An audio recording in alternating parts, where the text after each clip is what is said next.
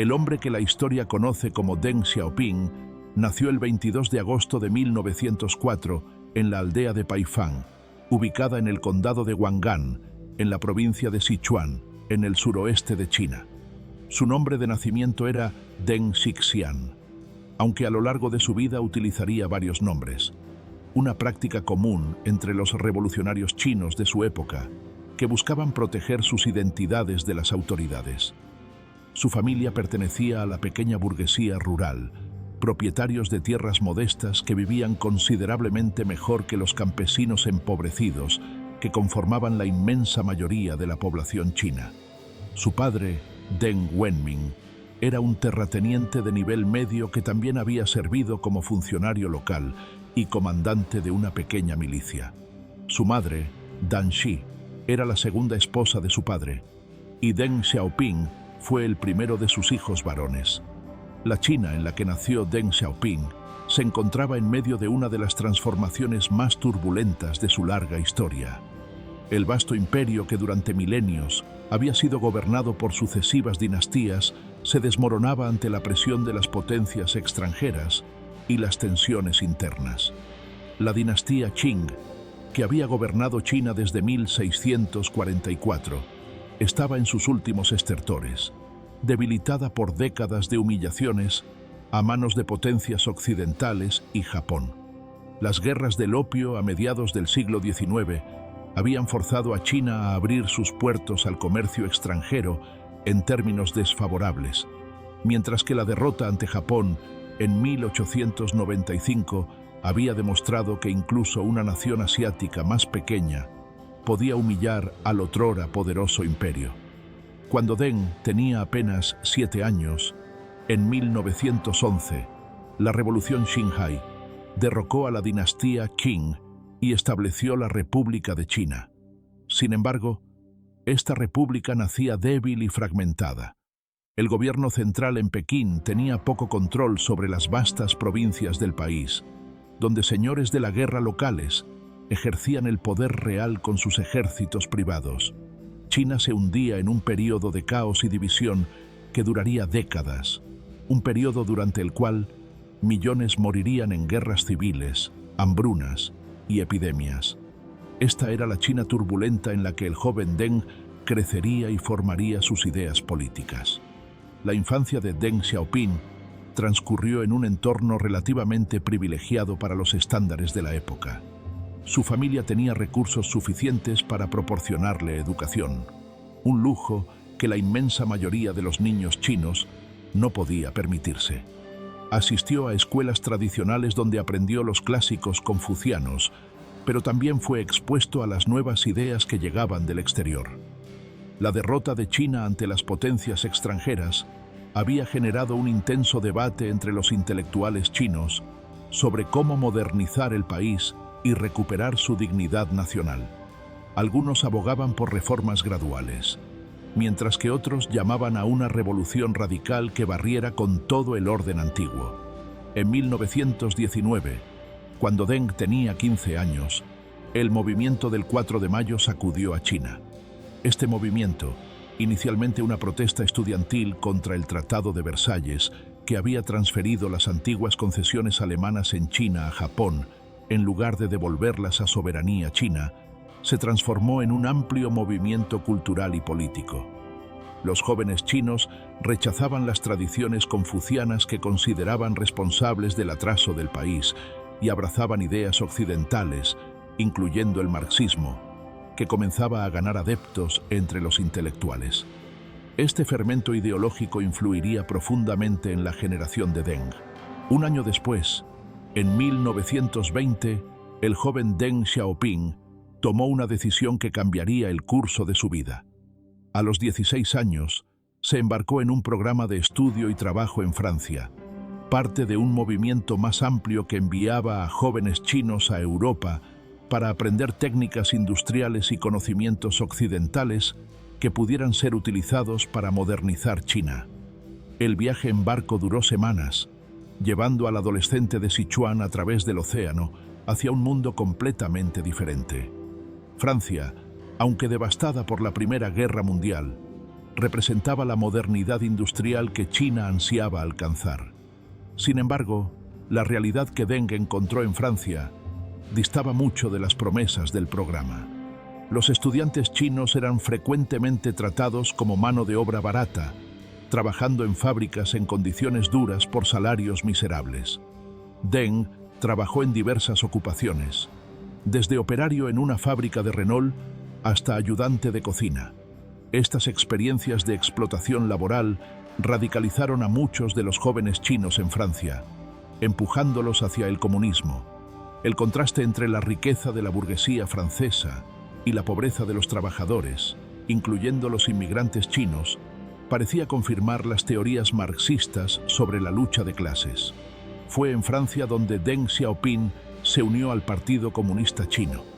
En 1923, con apenas 19 años, ingresó a la rama europea del partido, que estaba siendo organizada por Zhou Enlai, otro joven revolucionario que se convertiría en una de las figuras más importantes de la historia china del siglo XX. La relación entre Deng y Zhou, forjada en estos años formativos en el extranjero, perduraría durante décadas y sería crucial para la supervivencia política de ambos a través de las purgas y convulsiones que sacudirían al partido. Los años en Francia fueron fundamentales para la formación ideológica de Deng. Estudió marxismo-leninismo con avidez, absorbiendo las teorías sobre revolución, lucha de clases y dictadura del proletariado. También desarrolló habilidades organizativas, trabajando en la producción del periódico de la rama europea del partido, donde se ganó el apodo de Doctor del Mimeógrafo, por su habilidad con la máquina de impresión. Pero Francia también le enseñó pragmatismo. Observó de primera mano cómo funcionaba una economía industrial moderna, conocimiento que décadas después resultaría invaluable cuando emprendiera la transformación económica de China. En 1926, las autoridades francesas, preocupadas por las actividades comunistas entre los estudiantes chinos, comenzaron a expulsar a los más activos. Deng dejó Francia y viajó brevemente a la Unión Soviética, donde recibió entrenamiento político adicional en la Universidad Comunista de los Trabajadores del Este, una institución dedicada a formar cuadros revolucionarios de países coloniales y semicoloniales. Su estancia en Moscú, aunque breve, lo expuso al modelo soviético de organización del partido y del Estado que más tarde influiría en la estructura del Partido Comunista Chino. A finales de 1926, Deng regresó a China, a un país sumido en una guerra civil cada vez más sangrienta. El Partido Comunista Chino había estado aliado con el Kuomintang, el partido nacionalista liderado por Chiang Kai-shek, en un frente unido contra los señores de la guerra. Pero en abril de 1927, Chiang traicionó a sus aliados comunistas en la masacre de Shanghái, donde miles de comunistas y simpatizantes fueron ejecutados. Este baño de sangre marcó el inicio de una guerra civil que, con interrupciones, duraría más de 2 décadas y costaría millones de vidas. Deng se sumergió en el trabajo clandestino del partido, organizando células comunistas y coordinando actividades revolucionarias mientras evadía la persecución del Kuomintang. Su capacidad para sobrevivir en este ambiente peligroso demostró sus habilidades como operador político. Fue durante estos años que comenzó a construir las redes de relaciones personales que serían la base de su poder futuro. En el Partido Comunista Chino, como en muchas organizaciones revolucionarias, la lealtad personal era tan importante como la ideología. En 1929, Deng fue enviado a la provincia de Guangxi, en el sur de China, donde lideró una serie de levantamientos armados contra las autoridades del Kuomintang. Aunque estos levantamientos fueron finalmente aplastados, la experiencia proporcionó a Deng su primera exposición significativa al combate y al liderazgo militar. Aprendió lecciones sobre la importancia de tener una base rural sólida y del apoyo campesino, lecciones que el partido en su conjunto estaba aprendiendo dolorosamente a través de una serie de derrotas urbanas. Los primeros años de la década de 1930 fueron extremadamente difíciles para el Partido Comunista Chino. Las campañas de cerco y aniquilamiento lanzadas por Chiang Kai-shek contra las bases comunistas en el sur de China amenazaban con destruir completamente el movimiento. Fue durante estos años que Mao Zedong emergió como una figura dominante, desarrollando las tácticas de guerra de guerrillas rurales que eventualmente llevarían al partido a la victoria. Deng, mientras tanto, ocupaba posiciones de nivel medio en el aparato del partido, sobreviviendo a las purgas internas que eliminaban a quienes caían en desgracia.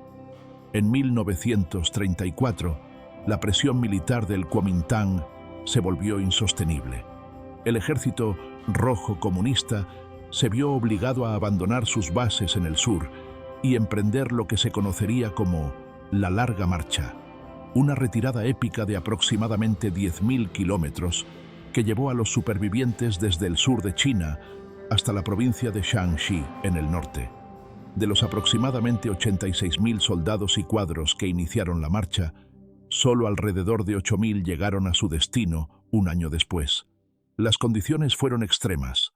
Los marchistas cruzaron montañas nevadas, pantanos traicioneros y territorios hostiles, perseguidos constantemente por las fuerzas del Kuomintang. Deng Xiaoping participó en la Larga Marcha, aunque su papel exacto durante la Odisea es objeto de cierto debate. Lo que está claro es que sobrevivió, lo cual en sí mismo era un logro considerable. La Larga Marcha se convirtió en el mito fundacional del Partido Comunista Chino, y quienes la completaron formaron una élite dentro del partido, que dominaría la política china durante décadas. Ser un veterano de la Larga Marcha otorgaba una legitimidad revolucionaria que ninguna credencial posterior podía igualar. Si estás disfrutando este video, suscríbete al canal para más contenido sobre las figuras más controvertidas de la historia. Tras la Larga Marcha, los comunistas establecieron una nueva base en Yan'an, en la provincia de Shanxi. Aquí, Mao Zedong consolidó su control sobre el partido y desarrolló el pensamiento que llevaría su nombre, adaptando el marxismo-leninismo a las condiciones específicas de China. Deng trabajó en diversos cargos dentro del aparato del partido, ganando experiencia en administración y organización. También fue durante estos años que contrajo matrimonio por tercera vez, con Zhuo Lin, una joven estudiante de física que permanecería a su lado durante el resto de su vida. La invasión japonesa de China en 1937 forzó una tregua incómoda entre comunistas y nacionalistas. Ambos bandos acordaron suspender temporalmente su guerra civil para enfrentar al invasor común, aunque la cooperación real fue limitada, y ambos guardaban sus fuerzas para el conflicto que inevitablemente se reanudaría una vez derrotado Japón.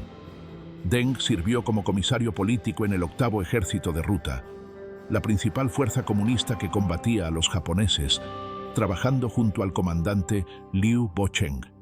La asociación entre Deng y Liu se convertiría en una de las más exitosas del ejército comunista. Durante la guerra contra Japón, Deng demostró sus habilidades tanto militares como políticas. Como comisario político, era responsable de mantener la moral de las tropas, asegurar la lealtad al partido y coordinar la guerra de guerrillas en las áreas bajo su jurisdicción. Las tácticas de guerrilla comunistas demostraron ser efectivas para hostigar a los ocupantes japoneses, y el partido expandió significativamente su base de apoyo rural durante estos años. Para cuando Japón se rindió en agosto de 1945, el Partido Comunista Chino había crecido de una organización acosada a una fuerza formidable con millones de miembros y un ejército de más de 1 millón de soldados. La guerra civil se reanudó casi inmediatamente después de la rendición japonesa. Aunque Estados Unidos intentó mediar entre nacionalistas y comunistas, los esfuerzos fracasaron y el conflicto se intensificó rápidamente. Inicialmente, las fuerzas del Kuomintang, mejor equipadas y más numerosas, obtuvieron victorias significativas, pero la corrupción del gobierno nacionalista, la hiperinflación que devastaba la economía y el apoyo creciente de los campesinos a las reformas agrarias comunistas gradualmente inclinaron la balanza. Deng Xiaoping jugó un papel crucial en la guerra civil, como comisario político del segundo ejército de campaña bajo el mando de Liu Bocheng. Juntos, Deng y Liu lideraron algunas de las campañas más importantes del conflicto, incluyendo la audaz campaña de Huaihai en el invierno de 1948 a 1949.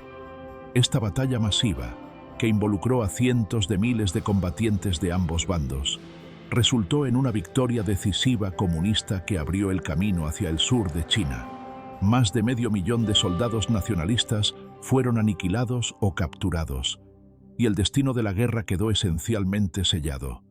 El 1 de octubre de 1949, Mao Zedong proclamó el establecimiento de la República Popular China desde la puerta de Tiananmen en Pekín. Después de más de un siglo de humillación, guerra civil y caos, China tenía nuevamente un gobierno central fuerte. Chiang Kai-shek y los restos del gobierno nacionalista huyeron a la isla de Taiwán, donde establecerían un régimen rival que persistiría durante décadas. Para los comunistas que habían sobrevivido la larga marcha, las purgas, la guerra contra Japón y la guerra civil era el triunfo de toda una vida de sacrificio. En la nueva república, Deng Xiaoping fue designado para gobernar el suroeste de China, incluyendo su provincia natal de Sichuan. Esta era una responsabilidad enorme. El suroeste era una región vasta y diversa, habitada por numerosas minorías étnicas, con una economía atrasada y todavía afectada por focos de resistencia nacionalista. Deng demostró ser un administrador capaz, implementando reformas agrarias, estableciendo el control del partido y supervisando la incorporación del Tíbet a la República Popular China en 1951. Su éxito en el suroeste llamó la atención de Mao, quien lo convocó a Pekín en 1952 para asumir responsabilidades a nivel nacional. Los años 50 vieron a Deng ascender constantemente en la jerarquía del partido. En 1954 fue nombrado secretario general del Partido Comunista Chino, una posición que lo colocaba en el centro del poder. También se convirtió en vicepresidente del Consejo de Estado, efectivamente uno de los líderes más importantes del país después de Mao. Era un hombre de acción más que un ideólogo, pragmático, eficiente, enfocado en resultados. Estas características lo distinguían de muchos de sus colegas y eventualmente lo pondrían en conflicto con la visión cada vez más radical de Mao. La República Popular China bajo Mao emprendió una transformación radical de la sociedad. La tierra fue redistribuida de los terratenientes a los campesinos, las empresas fueron nacionalizadas y campañas políticas masivas buscaron remodelar la conciencia del pueblo chino. Los primeros años de la República vieron logros significativos. La inflación fue controlada, la producción industrial aumentó y servicios básicos como salud y educación se expandieron. Sin embargo, también hubo represión política severa, con cientos de miles ejecutados como contrarrevolucionarios o terratenientes. En 1956, Nikita Khrushchev pronunció su famoso discurso secreto denunciando los crímenes de Stalin. Este evento sacudió al mundo comunista y generó debates sobre los excesos del estalinismo que también tenían implicaciones para China. Mao, aunque crítico de algunos aspectos del culto a la personalidad soviético, estaba desarrollando su propio culto no menos intenso. Las tensiones entre China y la Unión Soviética, que eventualmente llevarían a una ruptura abierta, comenzaban a emerger. El gran salto adelante, lanzado por Mao en 1958, representó el primer gran desastre de la República Popular China. La campaña buscaba acelerar dramáticamente la industrialización y colectivización agrícola, con Mao proclamando que China superaría a Gran Bretaña en producción de acero en 15 años. Se establecieron comunas populares que absorbieron a cientos de millones de campesinos, y hornos de acero caseros proliferaron por todo el país. Los funcionarios locales, temerosos de reportar malas noticias, inflaron masivamente las cifras de producción. El resultado fue catastrófico. La obsesión con el acero desvió mano de obra de la agricultura precisamente cuando las cosechas necesitaban ser recogidas. Los hornos caseros producían acero de calidad inutilizable, mientras consumían utensilios de cocina y herramientas agrícolas como materia prima. Las estadísticas falsificadas llevaron al gobierno a requisar grano para las ciudades basándose en cosechas que nunca habían existido, dejando a los campesinos sin suficiente comida para sobrevivir. La gran hambruna china que siguió mató a entre 30 y 45 millones de personas entre 1959 y 1961, convirtiéndose en la peor hambruna de la historia humana. Deng Xiaoping, junto con otros líderes pragmáticos como Liu Shaoqi, trabajó para mitigar el desastre. Apoyaron políticas que restauraban incentivos individuales a los campesinos y reducían los aspectos más extremos de la colectivización. Fue durante este periodo que Deng pronunció una de sus frases más famosas: "No importa si el gato es negro o blanco. Mientras cace ratones, es un buen gato". Esta frase encapsulaba su enfoque pragmático. Lo que importaba eran los resultados, no la pureza ideológica. Pero este pragmatismo lo pondría en curso de colisión con Mao. Para 1962, las políticas de recuperación habían comenzado a estabilizar la situación. Pero Mao, aunque había cedido temporalmente la dirección diaria del gobierno, no estaba satisfecho. Veía a los pragmáticos como Liu y Deng como revisionistas que estaban abandonando el camino revolucionario. En su mente, la burocracia del partido se estaba convirtiendo en una nueva clase privilegiada que traicionaba los ideales de la revolución. Estas tensiones culminarían en uno de los episodios más destructivos de la historia china: la Gran Revolución Cultural Proletaria. La Revolución Cultural fue lanzada por Mao en 1966, con el objetivo declarado de purgar los elementos capitalistas y revisionistas del partido y la sociedad. En realidad, era un vehículo para que Mao recuperara el poder absoluto que había perdido tras el desastre del Gran Salto Adelante. Los Guardias Rojos, grupos de jóvenes radicalizados que adoraban a Mao con fervor casi religioso, fueron movilizados para atacar a los enemigos del presidente. Liu Shaoqi, el presidente de la República y supuesto sucesor de Mao, fue uno de los primeros en caer.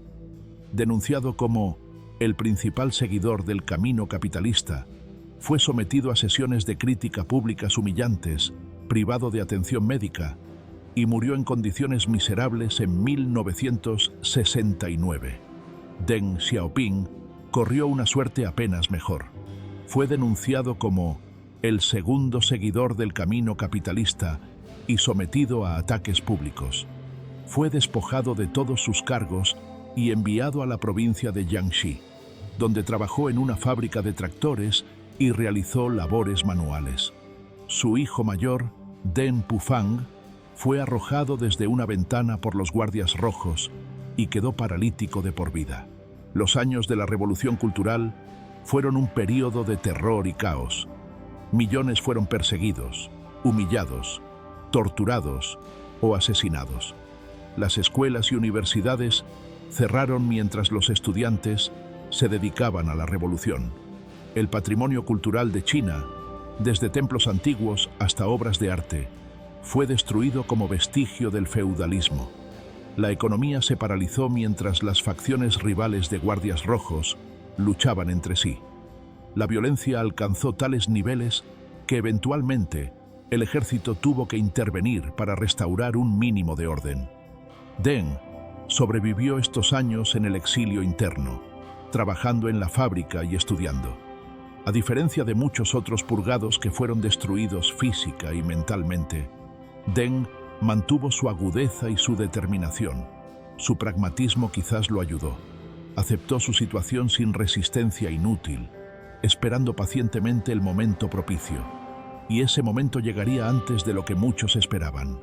En 1971, Lin Biao, el ministro de Defensa que había sido designado sucesor oficial de Mao, murió en un misterioso accidente de avión mientras supuestamente huía hacia la Unión Soviética tras un fallido intento de golpe de Estado. Este evento sacudió al régimen y debilitó a los radicales. Zhou Enlai, el pragmático primer ministro que había sobrevivido a la revolución cultural mediante una combinación de habilidad política y lealtad ostensible a Mao, vio una oportunidad para rehabilitar a funcionarios capaces que habían sido purgados. En 1973, con el apoyo de Zhou Enlai, Deng Xiaoping fue rehabilitado y regresó a Pekín. Fue nombrado viceprimer ministro y gradualmente asumió responsabilidades cada vez mayores a medida que la salud de Zhou declinaba. Para 1975, era efectivamente el segundo hombre más poderoso de China, supervisando la economía, las fuerzas armadas y la política exterior. Pero su posición seguía siendo precaria. Los radicales, liderados por la esposa de Mao, Jiang Qing, y sus aliados conocidos como la Banda de los Cuatro, lo veían como su principal enemigo. Zhou Enlai murió en enero de 1976. Las masivas muestras de duelo popular que siguieron fueron interpretadas por los radicales como una crítica implícita a la revolución cultural. En abril, cuando multitudes se congregaron en la plaza de Tiananmen para honrar la memoria de Zhou durante el festival de Xinming, los disturbios que siguieron fueron atribuidos a Deng. Fue purgado por segunda vez, despojado de todos sus cargos y denunciado como contrarrevolucionario. Parecía que su carrera política había terminado definitivamente. Pero el destino tenía otros planes. Mao Zedong murió el 9 de septiembre de 1976, apenas meses después de la segunda purga de Deng. Con la muerte del gran timonel, la lucha por la sucesión se intensificó. La Banda de los Cuatro intentó apoderarse del poder, pero fueron arrestados en un golpe palaciego menos de un mes después de la muerte de Mao. Hua Guofeng, el sucesor designado por Mao, asumió el liderazgo, pero carecía de base de poder propia y de las habilidades políticas necesarias para mantener el control. En julio de 1977, Deng Xiaoping fue rehabilitado por segunda vez. A los 73 años, regresaba al poder en una China devastada por décadas de campañas políticas destructivas. La economía estaba estancada, la sociedad traumatizada y el pueblo exhausto. Lo que haría con este poder en los años siguientes transformaría a China de una manera que pocos podían imaginar, pero también plantearía preguntas profundas sobre el precio del progreso y los límites del pragmatismo político. El regreso de Deng Xiaoping al poder en 1977 marcó el inicio de una de las transformaciones más extraordinarias en la historia moderna. China en ese momento era un país profundamente herido. La revolución cultural había dejado cicatrices que tardarían generaciones en sanar. La economía estaba estancada, con un Producto Interno Bruto per cápita que ubicaba a China entre los países más pobres del mundo. Millones de jóvenes habían perdido años de educación cuando las escuelas cerraron durante el caos revolucionario. Los intelectuales habían sido perseguidos, enviados a campos de reeducación o simplemente asesinados.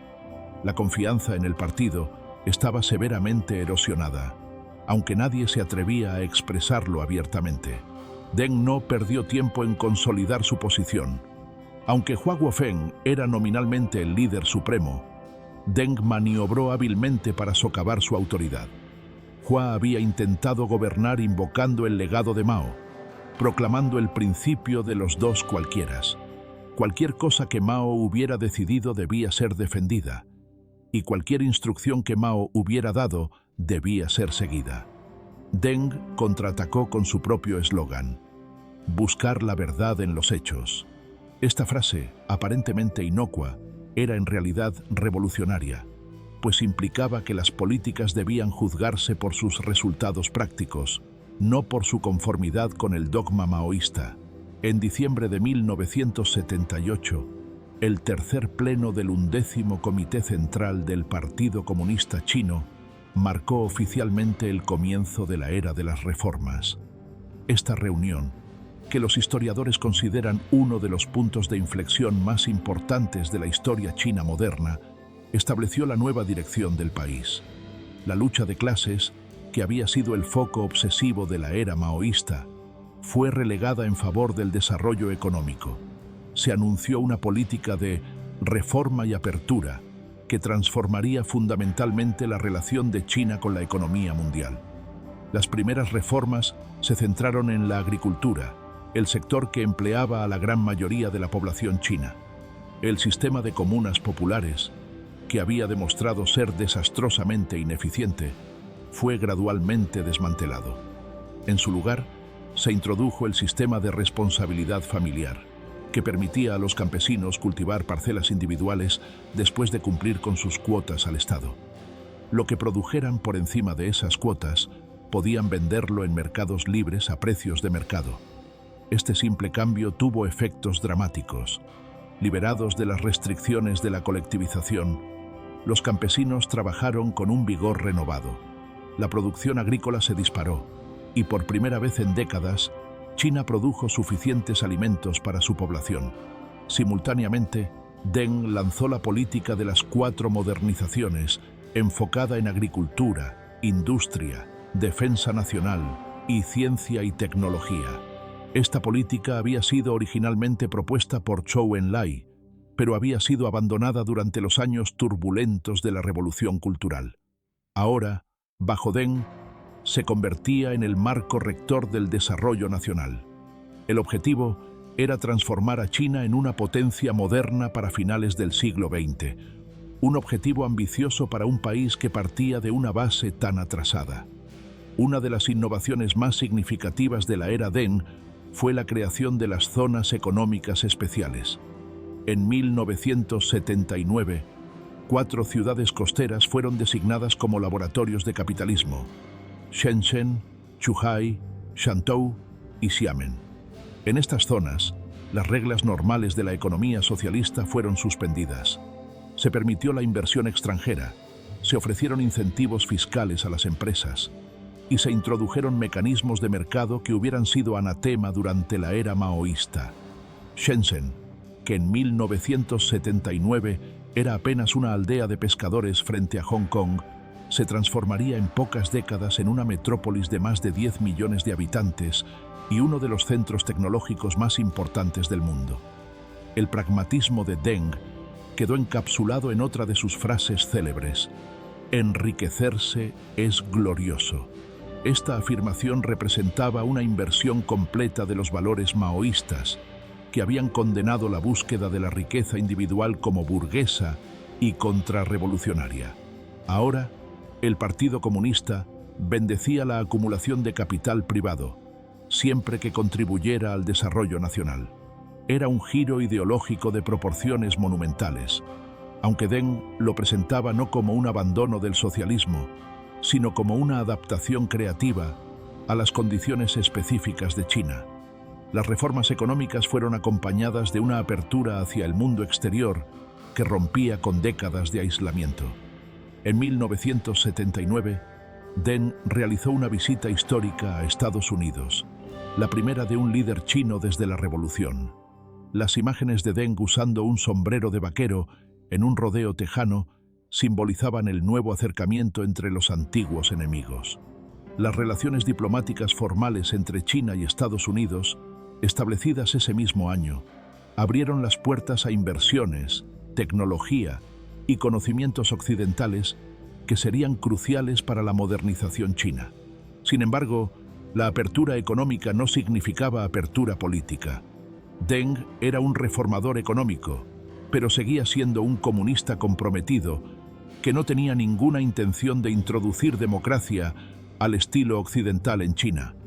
Cuando en 1978 y 79 surgió un movimiento conocido como el Muro de la Democracia, donde ciudadanos pegaban carteles demandando reformas políticas en un muro de Pekín, Deng inicialmente lo toleró como útil para debilitar a Hua Guofeng, pero una vez que consolidó su poder, ordenó el cierre del muro y el arresto de los activistas más prominentes, incluyendo a Wei Jingsheng, quien había osado argumentar que sin democracia, las 4 modernizaciones estaban destinadas al fracaso. Deng articuló lo que llamó los 4 principios cardinales que debían guiar a China: el liderazgo del Partido Comunista, la dictadura del proletariado, el camino socialista y el marxismo-leninismo pensamiento de Mao Zedong. Cualquier reforma debía operar dentro de estos límites. La economía podía liberalizarse, pero el monopolio político del partido no estaba en discusión. Esta fórmula, que combinaba capitalismo económico con autoritarismo político, definiría el modelo chino de desarrollo durante las décadas siguientes. Los años 80 vieron una aceleración de las reformas. Las empresas estatales, aunque no fueron privatizadas, recibieron mayor autonomía para tomar decisiones y retener beneficios. Se permitió el surgimiento de empresas colectivas de pueblo y municipio que operaban según principios de mercado. El sector privado, aunque todavía oficialmente marginal, creció rápidamente en áreas como el comercio minorista y los servicios. El comercio exterior se expandió exponencialmente a medida que China se integraba en las cadenas de producción globales. Si estás disfrutando este video, suscríbete al canal para más contenido sobre las figuras más controvertidas de la historia. Los resultados económicos fueron impresionantes. El crecimiento del Producto Interno Bruto promedió casi 10% anual durante la década, una tasa sin precedentes para una economía del tamaño de China. Cientos de millones de personas fueron sacadas de la pobreza absoluta. Los niveles de vida mejoraron dramáticamente, especialmente en las ciudades costeras, que se beneficiaban más directamente de la apertura al comercio e inversión extranjeros. China estaba experimentando una transformación que no tenía paralelo en la historia económica mundial. Pero el rápido cambio también generaba tensiones profundas. La inflación, controlada durante la era maoísta mediante la planificación central, se convirtió en un problema creciente a medida que los controles de precios se relajaban. La corrupción, que siempre había existido pero había sido contenida por el igualitarismo forzado del maoísmo, proliferó a medida que surgían oportunidades de enriquecimiento. Los hijos de los líderes del partido, conocidos despectivamente como principitos, utilizaban sus conexiones para obtener ventajas en los negocios. La desigualdad, que el socialismo supuestamente había eliminado, regresaba con fuerza. Entre los intelectuales y estudiantes, las reformas económicas generaban esperanzas de que seguirían reformas políticas. La apertura al mundo exterior había traído no solo inversiones y tecnología, sino también ideas sobre derechos humanos, libertad de prensa y democracia. Muchos jóvenes chinos que habían crecido durante la Revolución Cultural y habían visto sus vidas destrozadas por el fanatismo ideológico, ansiaban un sistema político más abierto y responsable. Dentro del propio partido, había quienes abogaban por una liberalización gradual, incluyendo a Hu Yaobang, el secretario general del partido que Deng había promovido. Las tensiones alcanzaron un punto crítico en 1986, cuando protestas estudiantiles estallaron en varias ciudades, demandando reformas políticas. Aunque las protestas fueron relativamente pequeñas y pacíficas, alarmaron a los líderes conservadores del partido. Hu Yaobang fue culpado por haber sido demasiado tolerante con los manifestantes y fue obligado a renunciar en enero de 1987. Su sucesor, Zhao Ziyang, era otro reformista, pero la señal estaba clara. Había límites que no podían cruzarse. La muerte de Hu Yaobang, el 15 de abril de 1989, desencadenó los eventos que definirían el legado más controvertido de Deng Xiaoping.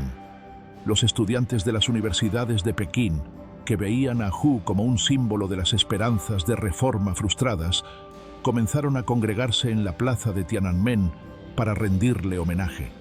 Lo que comenzó como un duelo se transformó rápidamente en un movimiento de protesta que demandaba reformas políticas, libertad de prensa, diálogo con el gobierno y medidas contra la corrupción. A medida que pasaban los días, las protestas crecían. Estudiantes de todo el país viajaban a Pekín para unirse a las manifestaciones. Trabajadores, intelectuales y ciudadanos comunes se sumaban. En su momento culminante, más de 1 millón de personas se congregaban en la plaza y sus alrededores. Los manifestantes erigieron una estatua de la diosa de la democracia frente al retrato gigante de Mao que domina la entrada a la ciudad prohibida, un símbolo potente de sus aspiraciones. Protestas similares estallaron en ciudades de toda China, desde Shanghái hasta Chengdu. El gobierno estaba dividido sobre cómo responder. Zhao Ziyang abogaba por el diálogo y la conciliación, visitando personalmente a los estudiantes en huelga de hambre en la plaza y diciéndoles con lágrimas en los ojos: llegamos demasiado tarde. Pero los conservadores, liderados por el primer ministro Li Peng y respaldados por los ancianos del partido, incluyendo a Deng Xiaoping, veían las protestas como una amenaza existencial al monopolio del poder del partido. Para ellos, ceder ante las demandas de los estudiantes significaría el principio del fin del sistema que habían dedicado sus vidas a construir. Deng Xiaoping, que había sobrevivido 2 purgas y décadas de luchas políticas, tomó la decisión fatal. El 20 de mayo de 1989, se declaró la ley marcial en Pekín. Tropas del Ejército Popular de Liberación fueron movilizadas hacia la capital, pero los ciudadanos de Pekín bloquearon su avance, persuadiendo a los soldados de que no atacaran a su propio pueblo. Durante casi 2 semanas, la situación permaneció en un tenso punto muerto. En la noche del 3 al 4 de junio, el gobierno ordenó al ejército despejar la plaza por la fuerza. Lo que siguió fue una noche de violencia que conmocionó al mundo. Los soldados, equipados con tanques y armas automáticas, avanzaron hacia el centro de la ciudad disparando contra cualquiera que se interpusiera en su camino. Los ciudadanos de Pekín intentaron resistir con barricadas improvisadas, pero no tenían posibilidad contra el poder de fuego del ejército. La masacre se extendió no solo en la plaza misma, sino en las calles circundantes, donde miles de personas habían acudido para intentar detener el avance de las tropas. El número exacto de muertos nunca ha sido establecido con certeza. El gobierno chino inicialmente admitió alrededor de 300 muertos, incluyendo soldados, pero luego redujo la cifra. Las estimaciones de fuentes independientes varían enormemente, desde varios cientos hasta varios miles. Lo que es indiscutible es que el gobierno chino utilizó fuerza militar letal contra manifestantes desarmados, una decisión que Deng Xiaoping defendió hasta el final de su vida como necesaria para mantener la estabilidad. Las imágenes de la masacre dieron la vuelta al mundo. La fotografía del hombre desconocido enfrentando una columna de tanques se convirtió en uno de los iconos más poderosos del siglo XX, un símbolo de la resistencia individual contra la tiranía. La comunidad internacional condenó la represión y varios países impusieron sanciones contra China. Por un momento, pareció que China sería aislada del mundo y que las reformas serían revertidas. Zhao Ziyang, quien se había opuesto a la represión violenta, fue destituido y pasaría el resto de su vida bajo arresto domiciliario, muriendo en 2005 sin haber sido rehabilitado. Una purga más amplia eliminó a aquellos dentro del partido que habían mostrado simpatía hacia los manifestantes. El mensaje era claro: cualquier desafío al monopolio del poder del partido sería aplastado sin piedad. Sin embargo, después de la represión vino una paradoja que definiría a China en las décadas siguientes. En lugar de revertir las reformas económicas, el gobierno las aceleró. Deng, tras un periodo de relativo retiro, reapareció en enero de 1992 con su famoso viaje al sur, visitando las zonas económicas especiales y proclamando que las reformas debían continuar y profundizarse. Su mensaje era que no debía haber debate sobre si las reformas eran socialistas o capitalistas. Lo que importaba era si promovían el desarrollo. Esta intervención rompió la parálisis que había seguido a Tiananmen y relanzó el proceso de reforma. La fórmula que emergió de este periodo fue distintivamente china: liberalización económica agresiva combinada con represión política sistemática. El partido mantenía su monopolio del poder a través de un sofisticado aparato de censura, vigilancia y control, mientras simultáneamente alentaba el emprendimiento privado y la integración en la economía global. Los ciudadanos chinos obtuvieron libertades económicas considerables, la posibilidad de enriquecerse, viajar, consumir. pero las libertades políticas permanecieron severamente restringidas. Los años 90 vieron una aceleración del crecimiento económico que transformó a China casi irreconociblemente. Las ciudades se expandieron verticalmente con rascacielos que rivalizaban con los de cualquier metrópolis occidental. Una red de autopistas y trenes de alta velocidad conectó el vasto territorio nacional. Industrias enteras surgieron prácticamente de la nada, convirtiendo a China en la fábrica del mundo. El comercio con el exterior se multiplicó exponencialmente, y en 2001 China fue admitida en la Organización Mundial del Comercio, coronando su integración en el sistema económico global. Deng Xiaoping no vivió para ver muchos de estos desarrollos. Su salud había declinado durante los años 90, y aunque seguía siendo consultado sobre decisiones importantes, había cedido el poder formal a una nueva generación de líderes encabezada por Jiang Zemin. Pasó sus últimos años en relativa reclusión, jugando bridge, que era su pasatiempo favorito, y observando cómo la China que había ayudado a crear se transformaba a una velocidad vertiginosa. Deng Xiaoping murió el 19 de febrero de 1997, a los 92 años de edad. Su muerte fue anunciada con solemnidad, pero sin el culto desmedido que había acompañado la muerte de Mao 2 décadas antes. Siguiendo sus propios deseos de simplicidad, sus órganos fueron donados para investigación médica y sus cenizas esparcidas en el mar. No habría mausoleo ni cuerpo embalsamado para la veneración de las masas. El legado de Deng Xiaoping es quizás el más complejo y contradictorio de cualquier líder del siglo XX. Por un lado, las reformas que inició transformaron a China de un país empobrecido y aislado en la segunda economía más grande del mundo. Cientos de millones de personas fueron sacadas de la pobreza, un logro sin precedentes en la historia humana.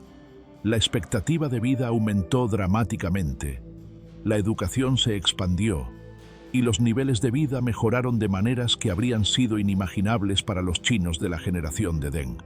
Por otro lado, Deng fue responsable de una de las represiones más brutales de la historia moderna.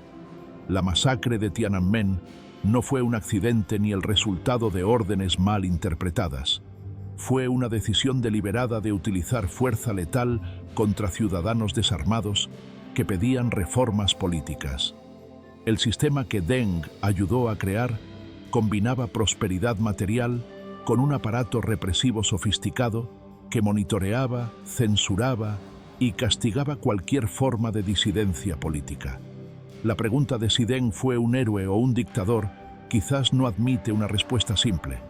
Fue ambas cosas, dependiendo de qué aspecto de su legado se considere.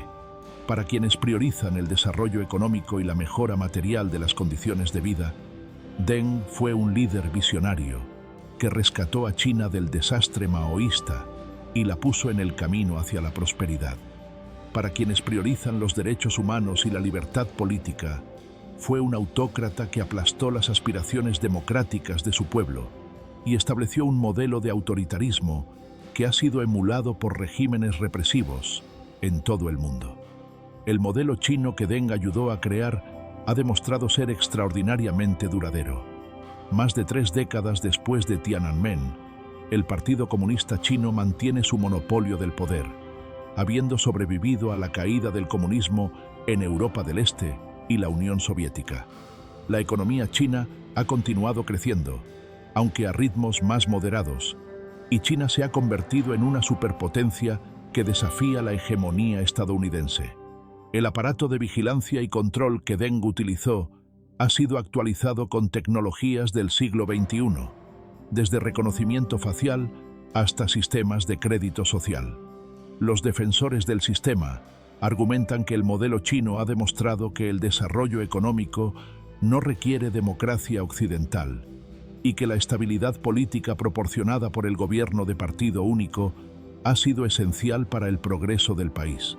Señalan los caos y conflictos que han afectado a muchos países que intentaron democratizarse rápidamente y argumentan que China ha seguido un camino más prudente. Los críticos responden que el precio de esta estabilidad ha sido demasiado alto. la represión de la disidencia, la persecución de minorías étnicas como los uigures en Xinjiang, la eliminación de las libertades en Hong Kong, la amenaza constante sobre Taiwán. Estos son todos aspectos del sistema que Deng construyó. Argumentan además que sin mecanismos de rendición de cuentas democráticos, el sistema es inherentemente frágil y propenso a abusos de poder. Lo que es indiscutible es que Deng Xiaoping cambió China y, al hacerlo, cambió el mundo. La integración de más de 1.000 millones de personas en la economía global transformó las cadenas de producción mundiales, afectó los mercados laborales de países lejanos y alteró el equilibrio geopolítico del planeta. Para bien o para mal, el mundo del siglo XXI ha sido moldeado en parte significativa por las decisiones de este hombre pequeño de estatura pero gigantesco en su impacto histórico. Deng Xiaoping era conocido por su pragmatismo, su disposición a adaptar las políticas según las circunstancias sin preocuparse demasiado por la coherencia ideológica. Cruzar el río tanteando las piedras era otra de sus frases favoritas, capturando su enfoque gradualista y experimental. Este pragmatismo le permitió lograr lo que pocos habrían creído posible: transformar una economía planificada, centralizada, en una potencia de mercado sin perder el control político. Pero este mismo pragmatismo tenía un lado oscuro. La disposición a hacer lo que fuera necesario para mantener el poder significaba que la violencia era siempre una opción sobre la mesa. Deng no dudó en utilizarla cuando lo consideró necesario, ya fuera contra los vietnamitas en la guerra fronteriza de 1979 o contra los estudiantes en Tiananmen una década después. El fin, en su visión, justificaba los medios. Al final, Deng Xiaoping encarna las contradicciones de la modernización autoritaria. Demostró que es posible generar crecimiento económico espectacular sin democracia, pero también demostró el precio humano de ese camino. Su legado continúa siendo debatido y probablemente lo seguirá siendo durante generaciones. Lo que no puede negarse es que pocas figuras del siglo XX tuvieron un impacto tan profundo en tantas vidas humanas. ¿Qué opinas de Deng Xiaoping? ¿Fue el arquitecto del milagro económico chino que sacó a cientos de millones de la pobreza, o el dictador que aplastó el sueño democrático de una generación? ¿Es posible separar sus logros económicos de su represión política, o son dos caras de la misma moneda? Por favor, comparte tus pensamientos en los comentarios. Suscríbete si te gustó el video. Y muchas gracias por acompañarnos en este recorrido por la vida de una de las figuras más influyentes y controvertidas del siglo XX.